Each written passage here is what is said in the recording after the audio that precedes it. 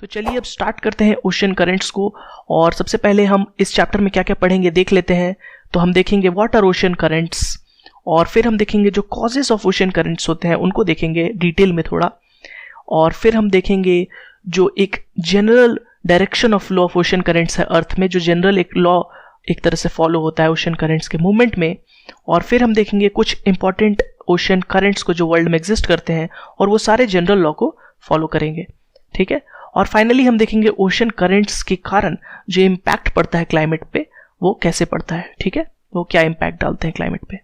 तो ये सारे टॉपिक्स को हम पढ़ेंगे इस वीडियो में। तो चलिए स्टार्ट करते हैं सबसे पहले ओशन करंट के बारे में। What are ocean currents? तो अगर सिंपल भाषा में मैं आपको एक्सप्लेन करने की कोशिश करूं कि ओशन करंट्स होते क्या है, तो हम मान सकते हैं कि ओशन करंट्स एक नदी की तरह होते हैं जो ओशंस में बहते हैं, ठीक है। तो जिस प्रकार नदी बहते हैं हमारे लैंड पे एक पर्टिकुलर डायरेक्शन में, कुछ अमाउंट ऑफ वाटर बहते हैं, उसे नदी कहते हैं। ठीक उसी प्रकार ओशंस के अंदर भी एक मास ऑफ वाटर होगा जो कि लैंड पे जो नदी होती है उसके कंपैरिजन में काफी बड़ा होगा, क्योंकि ये 100-200 किलोमीटर वाइड भी हो सकते हैं। और ये मास ऑफ वाटर कंटिन्यूअसली एक डायरेक्शन में ओशन के अंदर ही बहते रहते हैं, ठीक है। फॉर एग्जाम्पल इक्वेटर से पोल्स की तरफ या फिर पोल से इक्वेटर की तरफ कंटिन्यूअसली एक 100-200 किलोमीटर वाइड एक ओशन करंट होगा जो कि कंटिन्यूअसली इस डायरेक्शन में बहते रहेगा, ठीक है, कुछ स्पीड से। तो उसे कहा जाता है ओशन करंट्स। तो अगर हम विकिपीडिया पे सर्च करेंगे कि what is the definition of ocean currents, तो हमें कुछ ऐसा देखने को मिलेगा। An ocean current is a continuous directed movement of sea water generated by forces acting upon this mean flow, such as breaking waves, wind, Coriolis effect, temperature and salinity differences, while tides are caused by the gravitational pull of sun and moon। तो tides के बारे में तो हमने last class में ही देखा था कि कैसे gravitational pull of sun and moon से वो होता है। और अगर ओशन करंट्स की बात करें तो यहाँ पे साफ साफ लिखा है, इसे हम तोड़ तोड़ कर समझने की कोशिश करते हैं। ये continuous directed movement of sea water है, मतलब ये कंटिन्यूअस है, मतलब सालों भर बहता है, ठीक है। और एक directed movement of sea water है। Directed movement of sea water जो मैंने कहा था एक नदी की तरह एक फिक्स डायरेक्शन में कंटिन्यूअसली सी वाटर का एक पर्टिकुलर सेक्शन मूव करते रहता है, ठीक है। तो ये continuous directed movement of sea water है और ये डिफरेंट फोर्स के कारण जनरेट करता है, जो कि हम बाद में कॉजेज ऑफ ओशन करंट्स में पढ़ेंगे, जैसे कि वेव्स हो गए, उसके अलावा विंड्स हो गया, कोरियोलिस इफेक्ट, टेम्परेचर और सैलिनिटी डिफरेंस, ठीक है। तो इनके कारण जो एक तरह से फॉर्म होता है एक directed movement of sea water, उसे कहते हैं ओशन करंट। तो अब आपको समझ में आ गया होगा कि ओशन करंट्स एक्चुअली में होते क्या है। तो अगर हम वर्ल्ड मैप पे नजर डालें तो आप देख सकते हैं कितने तरह के डिफरेंट ओशन करंट्स होते हैं। कुछ वार्म करंट्स होते हैं, कुछ कोल्ड करंट्स होते हैं, और ये कंटिन्यूअसली अपने एक फिक्स डायरेक्शन को लेके फ्लो करते रहते हैं। तो चलिए अब देख लेते हैं कि ओशन करंट्स फॉर्म कैसे होते हैं, यानी वो डिफरेंट कॉजेस जो कि लीड करते हैं फॉर्मेशन का ओशन करंट्स को।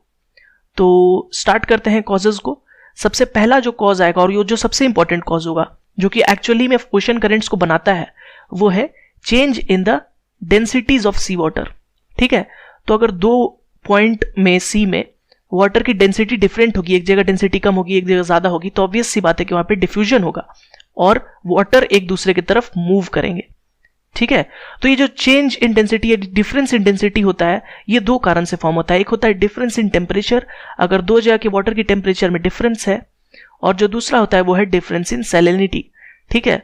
तो अगर टेम्परेचर डिफरेंट रहेगा दो लोकेशन का, तो ऑब्वियस सी बात है कि वो दोनों वाटर की डेंसिटी अलग होगी। और सेम केस है सैलिनिटी में, अगर दो जगह की सैलिनिटी अलग है तो वहां का जो डेंसिटी है वाटर का वो अलग होगा, और ये लीड करेगा flow of water from one particular place to another, ठीक है। इसका एक एग्जाम्पल है मेडिटेरेनियन सी, जिसमें ओशन करंट्स फ्लो करते हैं चेंज इन सैलिनिटी के कारण। अब जो सेकेंड कॉज होता है वो है फ्लो ऑफ विंड, ठीक है। तो ये बहुत ही ज्यादा इंपैक्ट नहीं करता क्रिएशन में, बट ये इंपैक्ट करता है उसको फ्लो करने में, मदद करने में, ठीक है। फ्लो ऑफ विंड अगर करंट के ऊपर होगा तो करंट का स्पीड ज्यादा होगा, ठीक है। थर्ड जो कॉज है वो है रोटेशन ऑफ अर्थ, जिसके कारण कोरियोलिस फोर्स क्रिएट होता है, ठीक है। इसे कहते हैं कोरियोलिस इफेक्ट। इसके बारे में हम डिटेल में बाद में पढ़ेंगे, ठीक है। ये बहुत ही इंपॉर्टेंट है इसके डायरेक्शन को डिफाइन करने में, लेकिन जो प्रोड्यूस करने में मेन इंपॉर्टेंट है वो है डेंसिटी ऑफ वाटर को चेंज हो करना। ठीक है, तो चलिए सबसे पहले फैक्टर यानी चेंज इन टेम्परेचर को हम ध्यान से पढ़ते हैं। ठीक है, कैसे चेंज इन टेम्परेचर यानी डिफरेंस इन टेम्परेचर जो है वो करंट को एक्चुअली में फॉर्म करा रहा है। ठीक है, तो चलिए सबसे पहले इसके लिए हम रफली अर्थ को बना लेते हैं और अर्थ के पास हम बना लेते हैं इक्वेटर को। ठीक है, तो इक्वेटर पे हमने पढ़ा था कि सालों भर डायरेक्ट सनलाइट पड़ता है। ठीक है, चाहे समर हो या विंटर हो, इस पे हमेशा इक्वेटर के पास डायरेक्ट सनलाइट पड़ेगी। तो ऑब्वियस सी बात है कि यहाँ पे जो वाटर होगी वो वार्म रहेगी। ठीक है, कंपेयर टू जो वाटर है पोल्स पे। ठीक है, पोल्स पे तो 6 महीने सनलाइट पहुंचता ही नहीं है, तो यहाँ पे जो वाटर होती है वो काफी ठंडी रहती है। ठीक है, तो यहाँ पे एक देख रहे हैं कि टेम्परेचर का डिफरेंस आ रहा है between the water of equator और and the water of poles. तो जो गर्म पानी है इक्वेटर के पास से वो जाना चाहेगी पोल्स के पास, और जो ठंडा पानी है पोल से वो जाना चाहेगा इक्वेटर के पास। ठीक है, सेम चीज सदर्न हेमिस्फीयर में भी होगा। ठीक है, तो इसलिए यहाँ पे ओशन करंट्स फॉर्म होता है फ्रॉम इक्वेटर टू पोल्स और पोल से इक्वेटर। तो ऐसा कैसे हो रहा है? ठीक है, इसे समझने के लिए हम एक बार एक सेक्शनल व्यू बना लेते हैं सी का। तो समझिए ये पॉइंट ऑफ सी है वो इक्वेटर के पास है और ये पॉइंट पोल्स के पास है। ठीक है, तो पोल्स के पास का वाटर को जो मैं ब्लैक डॉटेड से ड्रॉ कर रहा हूं ये कोल्ड वाटर को डिनोट कर रहा है। ठीक है, तो कोल्ड वाटर वो हैवी होगा। हमने देखा है कि वाटर जो है 4 डिग्री तक आप ठंडा करेंगे तो जैसे जैसे ठंडा करेंगे वो हैवी होते जाता है। ठीक है, डेंसिटी उसका बढ़ते जाता है। ठीक उसी तरह इक्वेटर के पास डायरेक्ट सनलाइट कंटिन्यूअसली पड़ रही है। ठीक है, इस पे कंटिन्यूअसली डायरेक्ट सनलाइट पड़ता है थ्रू आउट द ईयर। तो जो वाटर है सरफेस पे वो धीरे धीरे हीट होने लगता है। ठीक है, और वो धीरे धीरे हीट नीचे भी प्रोपोगेट करती है। तो इक्वेटर के पास इन जनरल हम कहें तो जो वाटर होती है वो पोल्स के कंपैरिजन में गर्म रहती है। ठीक है, तो वो एक तरह से हॉट या फिर वार्म वाटर हम कह सकते हैं, और वार्म वाटर जो है हल्का होगा ऑब्वियसली हैवी ये कोल्ड वाटर से। ठीक है, तो हम देख रहे हैं यहाँ पे एक डेंसिटी का डिफरेंस जनरेट हुआ इक्वेटर के पास जो वाटर है और जो पोल्स के पास जो वाटर है। ठीक है, तो अगर हम बात करें इक्वेटर के पास के जो गर्म पानी की, वो सरफेस पे जाना चाहिए क्योंकि वो हल्का है। ठीक है, अपने जो नीचे वाले पानी है उससे वो हल्का है, तो वो सरफेस की तरह जितना भी सरफेस है उसको ऑक्यूपाई करने की कोशिश करेगा और वो धीरे धीरे बढ़ेगा। ठीक है, जितना सरफेस उसको मिल जा रहा है। ठीक है, और वो धीरे धीरे रिप्लेस करने लगेगा वाटर को पोल्स के पास से। तो इस तरह से एक करंट जनरेट होगा, एक वार्म करंट जनरेट होगा जो कि सरफेस पे फ्लो करेगा from equator to the poles. ठीक उसी तरह अगर हम नीचे की बात करें तो भारी पानी जो है नीचे वाले भारी पोर्शन को ऑक्यूपाई करना चाहेगा। ठीक है, तो वो नीचे वाले पानी को रिप्लेस करेगा इक्वेटर के पास को। तो एक कोल्ड करंट फॉर्म होगा जो कि पोल से इक्वेटर की तरफ फॉर्म करता है। अगर हम यहां पे ध्यान दें तो हॉट जो करंट है वो सरफेस पे फ्लो कर रहा है क्योंकि वो लाइटर है, और जो कोल्ड करंट जो फॉर्म हुआ वो सब सरफेस फ्लो कर रहा है यानी पानी के अंदर, क्योंकि वो नीचे वाले पार्ट को रिप्लेस कर रहा है। ठीक है, तो इसी तरह फॉर्म होता है, मेनली इसी कारण से फॉर्म होता है वार्म और कोल्ड ओशन करंट्स। ठीक है, तो ओशन करंट्स के मेन जो फॉर्मेशन उसे आप समझ गए होंगे कि डेंसिटी इन डिफरेंस कैसे रोल अदा करता है in creation of ocean currents. तो एक बात तो क्लियर हो गई कि जो वार्म करंट्स हैं वो इक्वेटर से पोल्स की तरफ जाएंगे और जो कोल्ड करंट्स हैं वो पोल से इक्वेटर की तरफ आएंगे। तो एक डायरेक्शन तो हमारा क्लियर हो गया। ठीक है, और ये क्यों होता है? टेम्परेचर डिफरेंस इक्वेटर और पोल्स के बीच में, उसके कारण। ठीक है, लेकिन अब यहां एक नया सवाल जनरेट होता है और वो ये है कि जो वार्म करंट्स जा रहे हैं इक्वेटर से पोल्स की तरफ या जो पोल से इक्वेटर की तरफ जो कोल्ड करंट्स आ रहे हैं, ये तो कई तरह के पाथ ले सकते हैं। आखिरकार इन्हें जाना इक्वेटर से पोल्स और पोल से इक्वेटर ही तो है। ठीक है, ये तो कई तरह के पाथ्स ले सकते हैं। तो मैं क्या कहना चाह रहा हूं इसे समझने की कोशिश करें। जो वार्म करंट्स हैं वो हो सकता है इक्वेटर से पोल्स की तरफ एकदम स्ट्रेट शॉर्टेस्ट पाथ लेके चले जाए, या फिर हो सकता है एक स्वर्लिंग पाथ लेके जाए, या हो सकता है क्लॉकवाइज जाए या एंटी क्लॉकवाइज जाए। ठीक उसी तरह कोल्ड करंट्स जो है वो भी तो कई तरह के पाथ ले सकते हैं। ठीक है, स्ट्रेट, क्लॉकवाइज, एंटी क्लॉकवाइज। तो ये कौन डिसाइड करेगा? तो ये जो डिसाइडिंग फैक्टर होता है वो एक नया टर्म होता है और वो है कोरियोलिस फोर्स। ठीक है, तो कोरियोलिस फोर्स क्या है? ठीक है, इसे समझने की कोशिश करते हैं। तो कोरियोलिस फोर्स का अगर डेफिनेशन लिखें तो ये एक तरह से एक जूडो फोर्स होता है जो कि जनरेट होता है अर्थ के रोटेशन के कारण। ठीक है, तो जब अर्थ रोटेट करता है तो इक्वेटर के पास काफी फास्ट होता है और पोल्स के पास काफी जो स्पीड होती है वो स्लो होती है। तो इसके कारण एक जूडो फोर्स जनरेट होता है और उसे कोरियोलिस फोर्स कहा जाता है। ठीक है, तो कोरियोलिस फोर्स के बारे में आपको डिटेल में जानने की जरूरत नहीं है, लेकिन इसका जो इफेक्ट ओशन करंट पे है वो आप जानने की कोशिश करें। तो इसका इफेक्ट क्या होता है? तो इसका ये इफेक्ट ये होता है कि ओशन करंट जो नॉर्दर्न हेमिस्फेयर में है वो क्लॉकवाइज डिफ्लेक्ट करती है, और जो सदर्न हेमिस्फेयर में है वो एंटी क्लॉकवाइज डिफ्लेक्ट करती है। ठीक है, तो जो नॉर्दर्न हेमिस्फेयर में ओशन करंट्स जा रहे हैं इक्वेटर से पोल्स या फिर पोल से इक्वेटर तक, वो क्लॉकवाइज डिफ्लेक्ट होंगे, और सदर्न हेमिस्फेयर में ठीक इसका उल्टा एंटी क्लॉकवाइज डिफ्लेक्शन होता है। ठीक है, तो ये जो इफेक्ट आ रहा है कोरियोलिस फोर्स का, इसे आपको याद रखना है। ठीक है, और इससे ओशन करंट कैसे इफेक्ट होगा? तो हमने अभी पढ़ा कि जो वार्म करंट्स है वो इक्वेटर से पोल्स की तरफ जाते हैं, और जो कोल्ड करंट है वो पोल से इक्वेटर की तरफ आते हैं। तो अगर इन दोनों में डिफ्लेक्शन होगा तो वो कैसे बनेगा? तो इसे डायग्राम में अगर बनाएंगे तो इक्वेटर से पोल्स में अगर क्लॉकवाइज डिफ्लेक्शन दे तो वार्म करंट्स कुछ ऐसा डिफ्लेक्ट करेगा, और सदर्न हेमिस्फेयर में कुछ ऐसा। ठीक उसी तरह कोल्ड करंट्स कुछ ऐसा डिफ्लेक्ट करेगा सदर्न और नॉर्दर्न हेमिस्फेयर में। ठीक है, आप इसे समझने की कोशिश करें। नॉर्दर्न हेमिस्फेयर में क्लॉकवाइज डिफ्लेक्शन हो रहा है और सदर्न हेमिस्फेयर में एंटी क्लॉकवाइज, इसलिए वार्म करंट्स और कोल्ड करंट कुछ इस तरह से डिफ्लेक्ट करेंगे। ठीक है, ये होता है कोरियोलिस इफेक्ट के कारण। तो चलिए अभी जो दो लॉ हमने पढ़े, यानी टेम्परेचर डिफरेंस और कोरियोलिस फोर्स, इसकी मदद से एक general direction of ocean current बनाने की कोशिश करते हैं, जो कि ऑलमोस्ट मेजर ओशंस में फॉलो होंगे। ठीक है, except Indian Ocean. Indian Ocean में एक थोड़ा डिफरेंस आ जाता है मॉनसून करंट के कारण। ठीक है, लेकिन अटलांटिक और पैसिफिक ओशन में आपको यही देखने को जनरल मिलेगा। ठीक है, तो ये जनरल क्या है? सबसे पहले तो ईस्ट से वेस्ट डायरेक्शन में कंटिन्यूअसली एक वार्म करंट फ्लो करते रहता है इक्वेटर के पास। ठीक है, और पोल्स के पास ठीक उसी तरह उसके ऑपोजिट वेस्ट टू ईस्ट में कोल्ड करंट फ्लो करते रहता है। ठीक है, तो इसे कहते हैं वेस्ट विंड ड्रिफ्ट। ठीक है, पोल्स पे जो बहते रहता है वेस्ट विंड ड्रिफ्ट, ये कंटिन्यूअस बहते रहता है और ये कोल्ड करंट है। ठीक है, उसी तरह जो इक्वेटर वाला वार्म करंट था उसे कहते हैं वार्म इक्वेटोरियल करंट। ठीक है, नॉर्थ में इसे नॉर्दर्न इक्वेटोरियल करंट कहा जाता है और इक्वेटर के साउथ में इसे सदर्न इक्वेटोरियल करंट कहा जाता है। ठीक है, और ये वार्म करंट होता है। ठीक है, अब अगर नॉर्दर्न हेमिस्फेयर में बात करें तो हमने पढ़ा था कि ये क्लॉकवाइज रोटेट करेगा, तो वार्म करंट एक क्लॉकवाइज नॉर्दर्न हेमिस्फेयर में और सदर्न हेमिस्फेयर में एंटी क्लॉकवाइज टर्न लेता है। ठीक है, फिर ये जो वेस्ट विंड ड्रिफ्ट के साथ आता है तो ये कोल्ड बन जाता है, और फिर आखिरकार ये इक्वेटर की तरफ वापस नॉर्दर्न हेमिस्फेयर में क्लॉकवाइज और सदर्न हेमिस्फेयर में एंटी क्लॉकवाइज घूमकर इक्वेटर तक पहुंच जाता है। ठीक है, तो ये होता है वार्म और कोल्ड करंट का एक जनरल डायरेक्शन जो कि हर जगह फॉलो होगा। ठीक है, इक्वेटर के पास इक्वेटोरियल करंट होगा, फिर वो ट्विस्ट करेगा। ठीक है, डिपेंडिंग ऑन वो नॉर्थ हेमिस्फेयर में है कि साउथ हेमिस्फेयर में है, और फिर वो पोल्स की तरफ जाएगा, और पोल्स के बाद तरफ जाने के बाद ठंडा होकर वो वापस इक्वेटर की तरफ आ जाता है।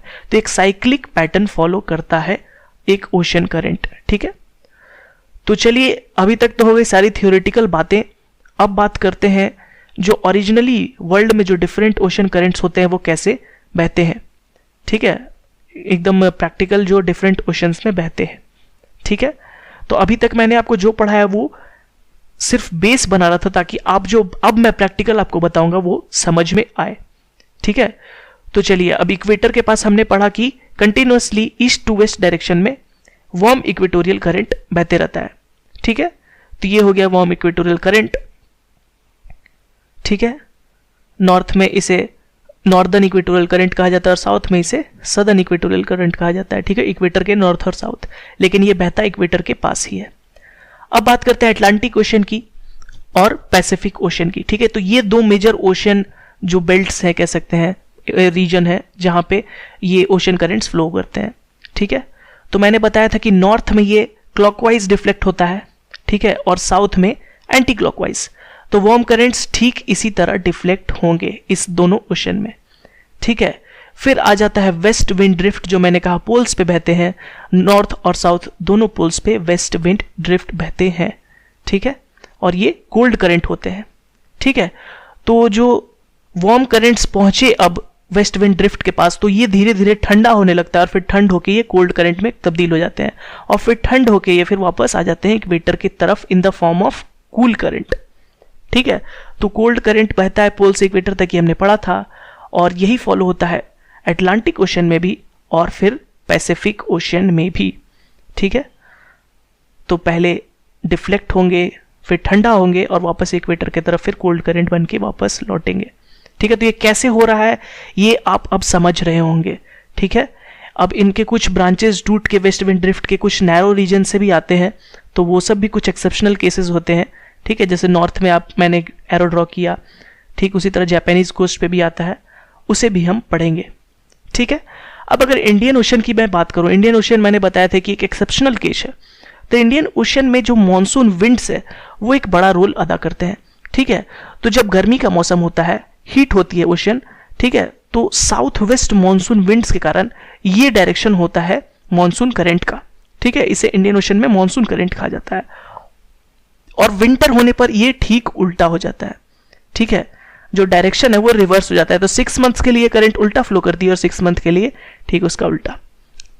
तो ये होता है इंडियन ओशन में, ये एक एक्सेप्शन है due to winds, monsoon winds के कारण होता है ये। ठीक है, तो बेसिक तो आपने समझ ही लिया, ओशन करंट्स जो वर्ल्ड के होते हैं यही होते हैं बेसिक, जो मोस्ट इंपॉर्टेंट ओशन करंट्स है। अब इनका नाम जान लेते हैं। ठीक है, नोमेनक्लेचर पढ़ते हैं कि इनका डिफरेंट नोमेनक्लेचर क्या होता है। तो जनरली तो ये जिस कोस्ट के पास से बहते हैं वही इनका नाम होता है। ठीक है, तो सबसे पहले देखते हैं नॉर्थ इक्वेटोरियल करंट और साउथ इक्वेटोरियल करंट के बारे में मैंने बताया ही। देखिए आप देख सकते हैं सारे जगह ये फ्लो कर रहा है इक्वेटर के आसपास।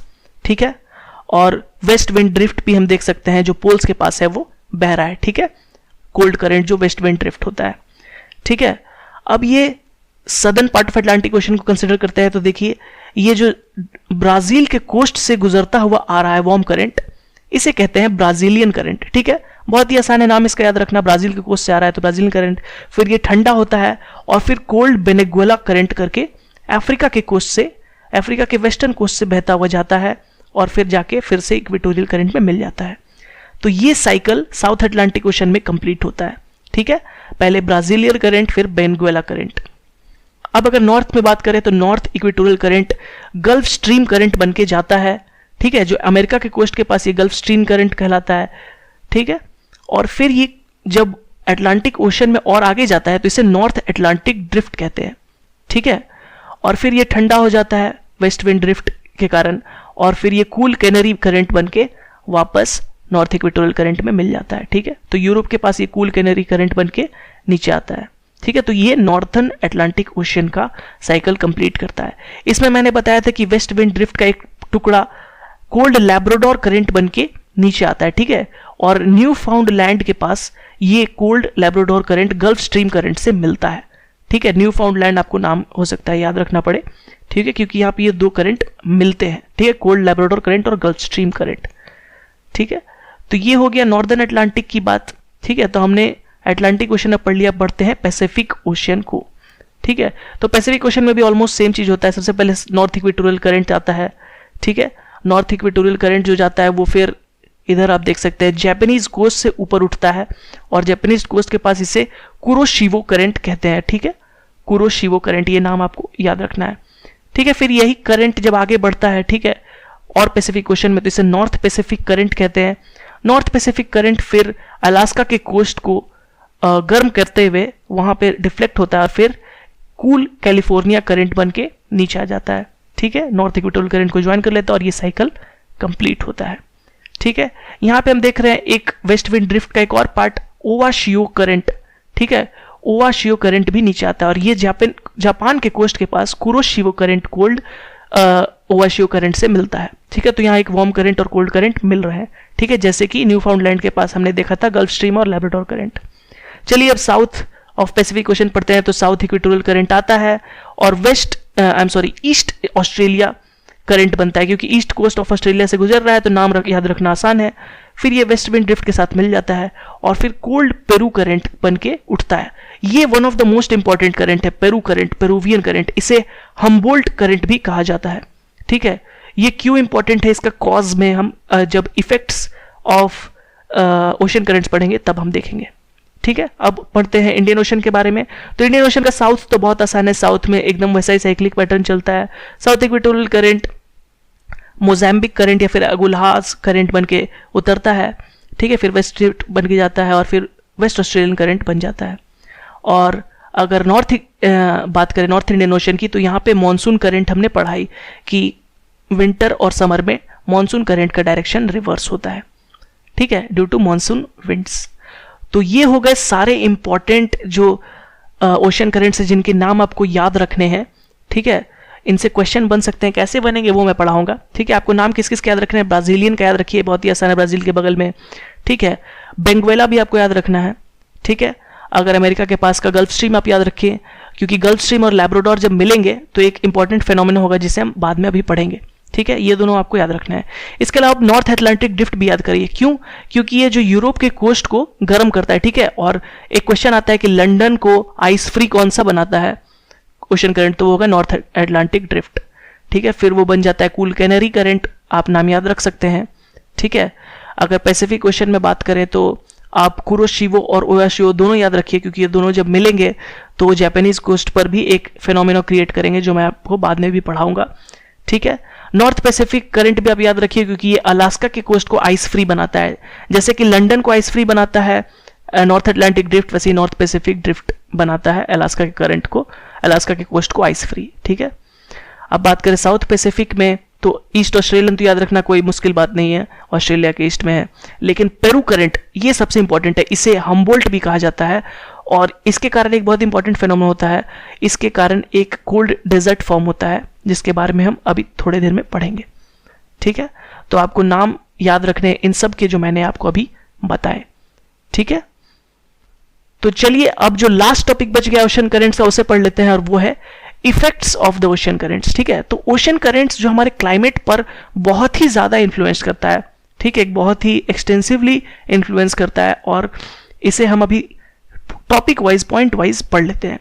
ठीक है, तो अगर इफेक्ट्स ऑफ ओशन करेंट्स में सबसे पहली इफेक्ट की बात करें तो ये they mainly affect the climate of the coast जहां पे वो बहते हैं। ठीक है, तो जिस कोस्ट के पास से वो बहेंगे वहां के वो क्लाइमेट को ज्यादा इफेक्ट करेंगे। ठीक है, तो हमने अभी देखा कि मैक्सिमम जो करंट है उनके नाम उनके कोस्ट से ही है। जैसे ब्राजील का नाम ब्राजीलियन करंट हो गया ब्राजील के कोस्ट पे, पेरू के कोस्ट से पेरूवियन करंट हो गया। ठीक है, ऑस्ट्रेलिया कोस्ट से ऑस्ट्रेलियन करंट हो गया। तो वो जनरली उसी कोस्ट के क्लाइमेट को इफेक्ट करते हैं। ठीक है, वो कैसे इफेक्ट करते हैं तो चलिए सबसे पहला देखते हैं। जो विंड वार्म करंट्स के ऊपर से बहेंगे वो विंड रेन लाते हैं। ठीक है, तो जहां जहां वार्म ओशन करंट्स है उनके ऊपर से अगर विंड बहेंगे तो वहां पे बारिश होगी। ठीक है, तो आप देख रहे हैं कैसे इफेक्ट हो रहा है उसका कोस्ट लाइन वहां पे बारिश को बढ़ाकर। ठीक है, वार्म ओशन करंट्स में। ठीक उसका ऑपोजिट होता है कोल्ड करंट के मामले में।